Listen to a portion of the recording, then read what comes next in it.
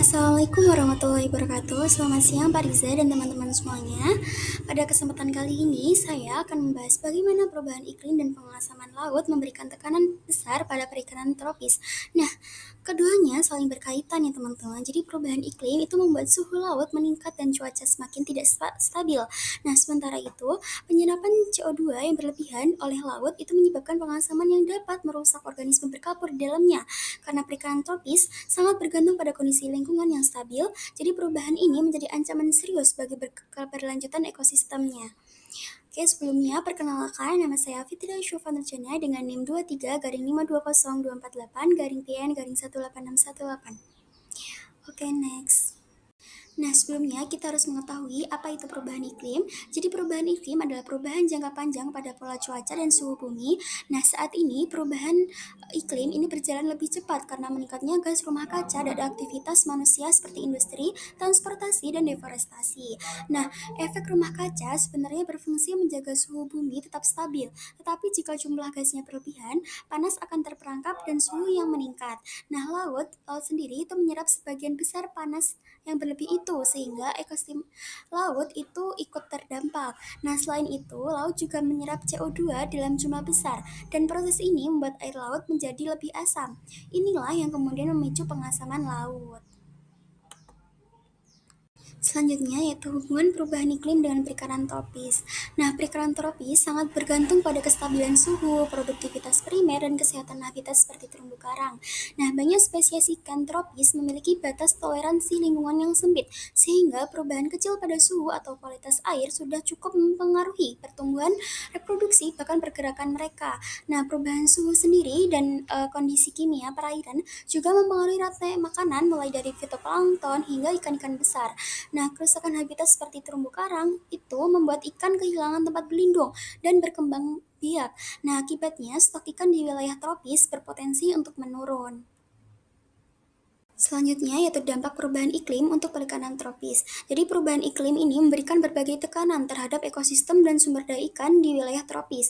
Berikut merupakan dampak-dampaknya. Yang pertama yaitu pemanasan laut.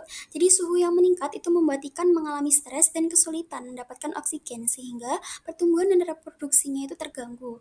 Nah, untuk yang kedua itu ada perubahan distribusi ikan. Jadi banyak spesies yang ikan itu mulai bergerak ke wilayah yang lebih sejuk sehingga daerah tropis kehilangan sebagian stok ikan yang penting.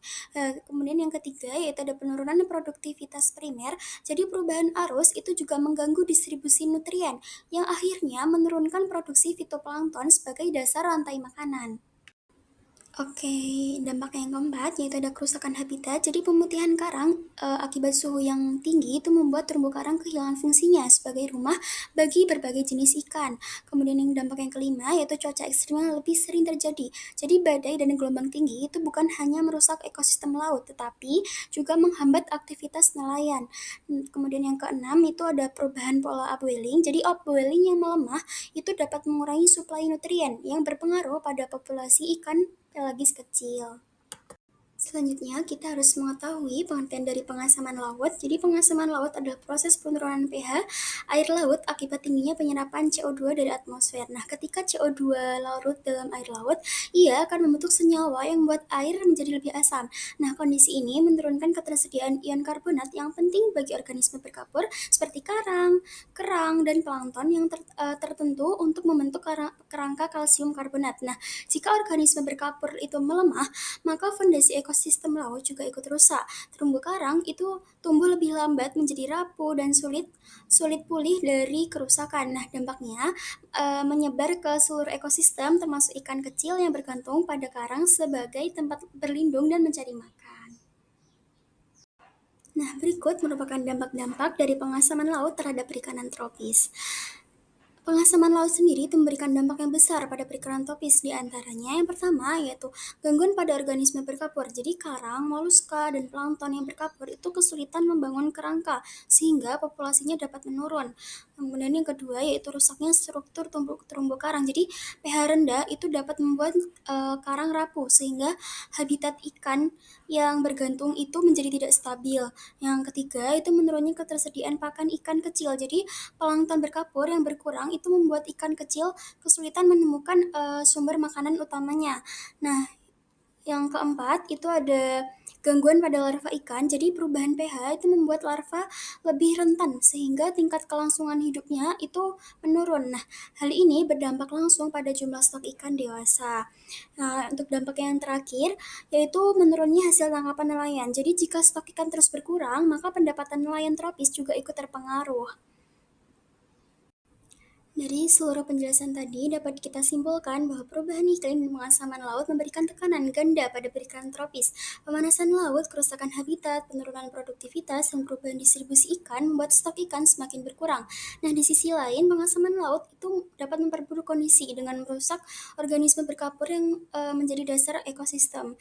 Nah, kondisi ini perlu mendapat perhatian serius karena berdampak pada ketahanan pangan, stabilitas ekonomi pesisir, serta keberlanjutan sumber daya perikanan tropis di masa depan.